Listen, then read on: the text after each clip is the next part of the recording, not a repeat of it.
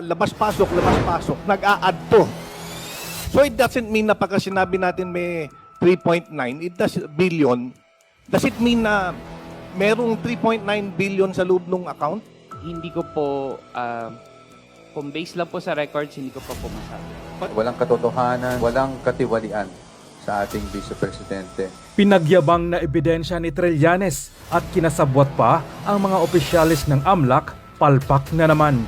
Iginiit ni Quezon City Representative Bong Suntay na hindi dapat basta-bastang paniwalaan ang malalaking bilang na lumalabas sa mga ulat ng Anti-Money Laundering Council o AMLAC, kasabay ng pagdidiin na ang mga ito ay hindi otomatikong katumbas ng ebidensya ng katiwalian. Sa isang pahayag na tumutugon sa mga diskusyon ng House Committee on Justice, kinwestiyon ni Suntay ang paggamit ng kabuuang halagang umabot sa 3.92 billion pesos na saklaw umano mula 2005 hanggang 2026. Na anyay, hindi angkop ko ang layunin ay imbestigasyon sa panunungkulan bilang Vice President.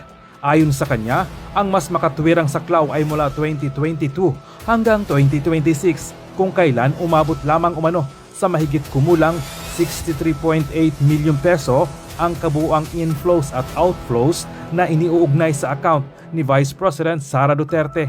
Giit pa ni Suntay, hindi dapat ihalo ang mga transaksyon bago pa mananungkulan ang isang opisyal bilang batayan ng impeachment dahil ang konstitusyon ay malinaw na tumutukoy sa pananagutan sa loob ng termino ng panunungkulan.